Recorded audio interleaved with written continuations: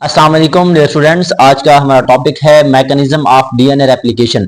तो डीएनए जो है वो रेप्लिकेट कैसे करता है, डीएनए जो है वो अपनी कॉपी कैसे बनाता है, ये आज हम देखेंगे। तो आप लाजमी जहन में रखिएगा कि वो प्रोसेस जिसकी मदद से डीएनए क्या करेगा, अपनी कॉपी बनाएगा, इस प्रोसेस को, इस अमल को हम क्या नाम देंगे? डीएनए रेप्लिकेशन का नाम देंगे।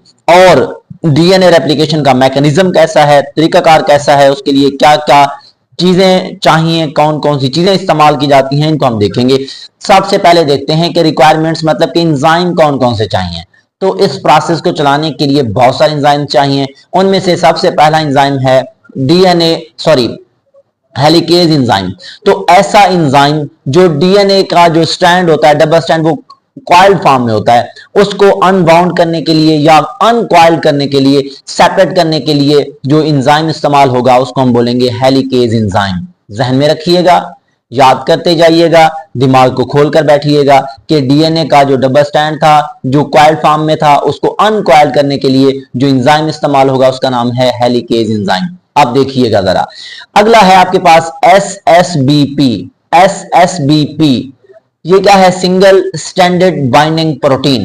तो ये क्या करता है कि आपके पास वो जो डबल स्टैंड थे डीएनए के, जो अनजिप हो चुके हैं, अलहदा हो चुके हैं, अनबाउंड हो चुके हैं, अनकॉइल्ड हो चुके हैं, वो दोबारा जिस तरह स्प्रिंग को आप छोड़ते हैं वो वापस आ जाता है, बिल्कुल ऐसे वो दोबारा रिकॉइलिंग होना शुरू हो जाते हैं। तो उसको रिकॉइलिंग से बचाने के लिए जो है जो चीज इस्तेमाल होगी उसी को हम कहते हैं सिंगल स्टैंडर्ड बाइंडिंग प्रोटीन। तो इसी चीज को देखना है कि it is used to prevent, ये रोकता है again recoiling of both DNA strand, के जो डीएनए के दोनों स्ट्रैंड हैं उसको दोबारा रिक्वायलिंग से जो बचाता है वही है क्या चीज? एसएसबीपी।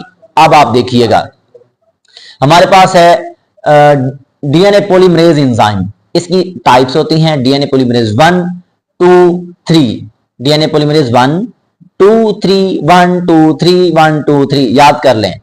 तो जो आपके पास डीएनए पॉलीमरेज 1 है, ये क्या करता है? प्रूफ रीडिंग करता है, सुपरवाइजर के तौर पर काम करता है कि प्रोसेस ऑफ डीएनए एप्लीकेशन ठीक तरीके से चल रहा है कि नहीं, कोई खराबी तो नहीं आ गई। इस चीज को देखने का काम डीएनए पॉलीमरेज 1 करेगा। बिल्कुल ऐसे आप देखिएगा, ये क्या करता है? ये इसी का काम होगा कि ये रिप्लेस करा देता है, प्राइमर को हटा देता है, प्राइमर की जगह डीएनए न्यूक्लियोटाइड्स को दाखिल कर देता है।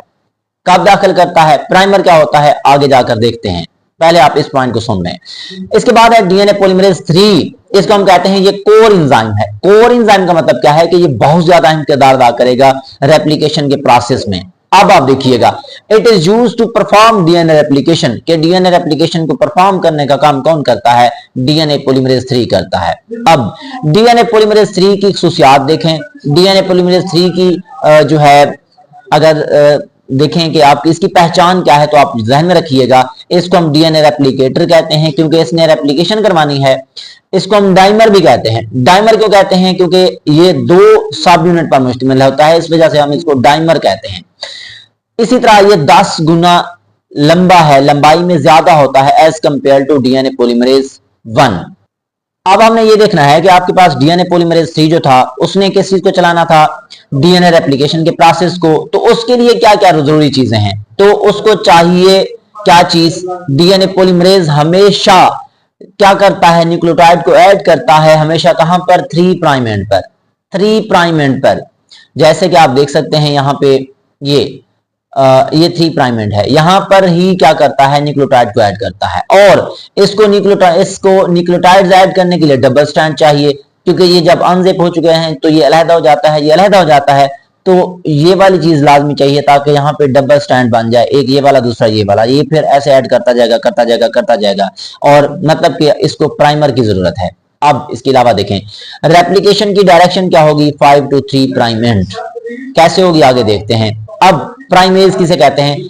प्राइमेज एक एंजाइम है जो प्राइमर को बनाता है। प्राइमर जो है वो आरएनए का छोटा सा टुकड़ा है जिसके पास 10 न्यूक्लियोटाइड्स मौजूद होते हैं। किस चीज के? आरएनए के।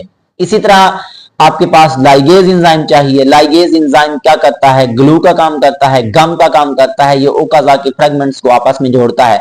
ओकाजा के फ्रेगमेंट्स क्या होते हैं इसको हम मैकेनिज्म में देखेंगे। अब सबसे पहले आप देखें, ये हमारे पास था डीएनए का डबल स्ट्रैंड। तो डीएनए का डबल स्ट्रैंड यहां से ये वाला हिस्सा अनजिप हुआ, देखें ये अनजिप हो चुका है। किसने किया?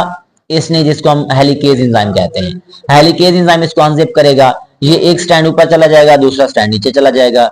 इसके साथ साथ जो है यहां पर आप देख सकते हैं प्राइमर आकर अटैच हुआ। प्राइमर मैंने बताया था क्या होता है, आरएनए के 10 न्यूक्लियोटाइड्स का जो है वो कॉम्बिनेशन होता है। यहां पर किस जगह पर अटैच हुआ, मैंने पीछे बताया था 3 प्राइम एंड पर ही अटैच होगा। अब यहां पर जब ये अटैच हो जाएगा तो यहां से आगे जो है वो कॉपी बनेगी इसकी, यहां से ऐसे कॉपी बनती जाएगी। अब आप देख सकते हैं ये जो कॉपी बनी है इसकी डायरेक्शन अगर देखें, ये आपके पास 3 प्राइम एंड वाला स्टैंड है, तो जो नया बनेगा वो इस साइड पे 5 प्राइम एंड होगा, इस साइड पे 3 प्राइम एंड होगा। तो ये रेप्लिकेशन हो रही है, मतलब नया स्टैंड तो ये बना है, तो यही रेप्लिकेशन है। तो डायरेक्शन क्या होगी, 5 to 3 डायरेक्शन। पीछे मैंने बताया था कि रेप्लिकेशन की डायरेक्शन क्या होती है, 5 to 3 डायरेक्शन होती है। अब आप देखेंगे कि ये ओपन तो हो गए थे, अब इनको दोबारा रिकॉइलिंग से कौन बचाता है, ये एक चीज जुड़ी हुई है, दूसरी चीज ये जुड़ी हुई है, इन्हीं को हम कहते हैं SSBP, single standard binding protein. अब आप देखें यहां तो कोई दिक्कत नहीं है, कोई भी परेशानी नहीं है किस चीज के लिए, स्टैंड बनने के लिए।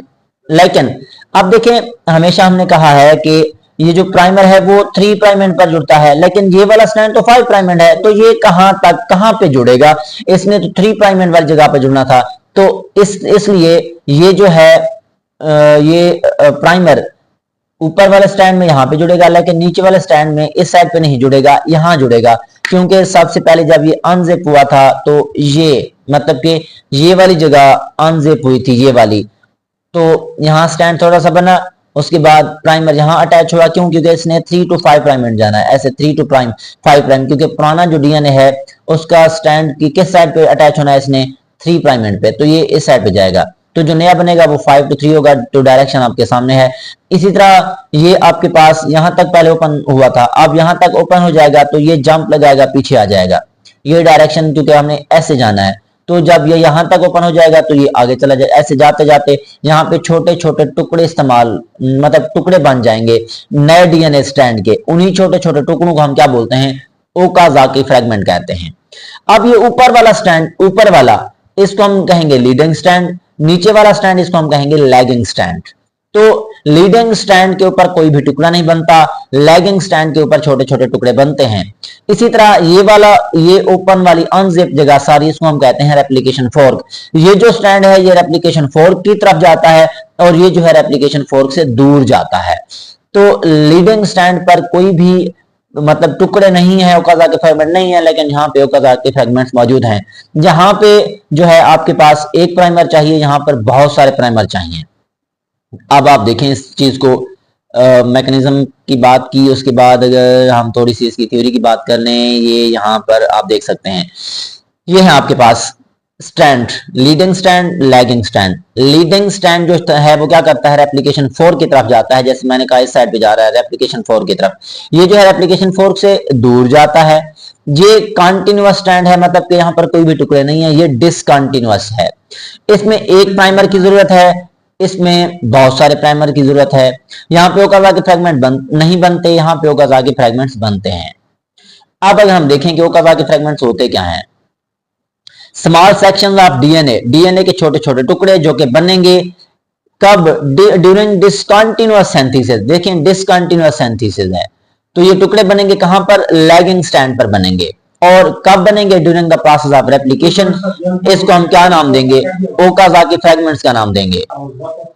अब इसी तरह अगर हम देखेंगे आपके पास ओकाज़ाकी फ्रेगमेंट्स जो है प्रोकैरियोट्स के अंदर होंगे, तो उनके अंदर जो सेगमेंट बनेंगे, छोटे छोटे टुकड़े बनेंगे, उनके पास 1000 से 2000 डीएनए न्यूक्लियोटाइड्स होंगे। और यूकैरियोट्स के अंदर जो बनेंगे उनके पास 100 से 200 डीएनए न्यूक्लियोटाइड्स मौजूद होंगे।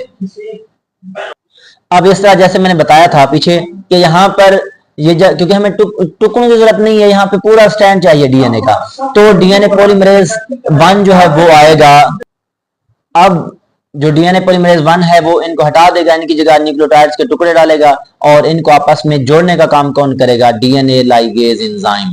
तो ये जो है एंजाइम क्या करता है, फ्रेगमेंट्स को आपस में जोड़ता है। तो इस तरीके से जो है ये डीएनए की कॉपियां बन जाती हैं, और ये है डीएनए रेप्लिकेशन।